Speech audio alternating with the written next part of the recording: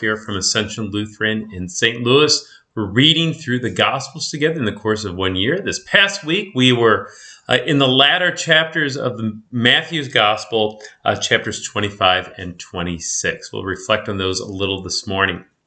Before we do that, though, just an invitation, especially if you haven't been to church in person for a while. We would love to see you. You're missed. We would love to see you at Ascension and be able to worship together and sing God's praises and receive the Lord's Supper together. So we invite you to come back in person.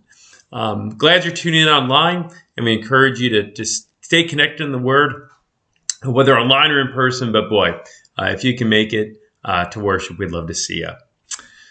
All right. Matthew chapter 26 in particular, I'd like to focus on. Matthew 26 has some things in it that are typical of the Gospel of Matthew that I think are super important. Specifically, that Matthew's Gospel is written with Jews in mind and with people who have a knowledge of the Old Testament scriptures. And so Matthew again and again and again makes all these connections to the Old Testament, showing that what Jesus is doing and saying is a fulfillment of the Old Testament. So for us who, by God's grace, have a knowledge of the Old Testament, we can make these connections too. And as we do so, we learn something important about Jesus, that Jesus, as he's starting to go to the cross, as we see in Matthew 26, this is not because he's a victim and he's out of his control. It's not because he's a tragic hero and sadly, Jesus' adversaries are going to put him to death. No, it's something much, much more than that. This is all a part of God's plan of salvation. And Matthew really, perhaps more than any other gospel writer, really brings that to life. Just a few examples from Matthew 26.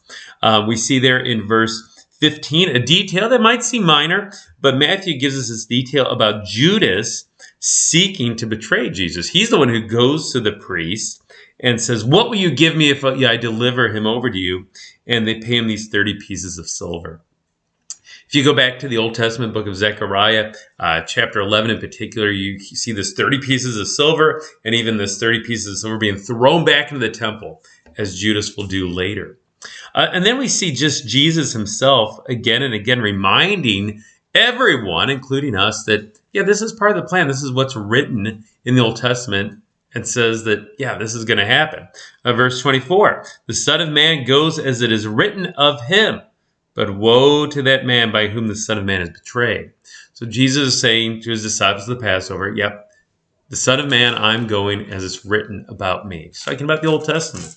Verse 54, same thing. There Jesus says, when he's being arrested, but how then should the scriptures be fulfilled that it must be so? So don't prevent my arrest. Allow me to be arrested. The scriptures must be fulfilled. So again, a great comfort. This isn't just chaos that Jesus is being arrested. It's not that he's just a victim, but no, God's in control. This is all part of the plan. Revealed in the Old Testament, fulfilled now in the New, and fulfilled for us. God's still in control today too, right? Still has a plan for us as well. And we thank God for that. And we thank God that most important plan of all is fulfilled in Jesus dying, he's coming back to life, and one day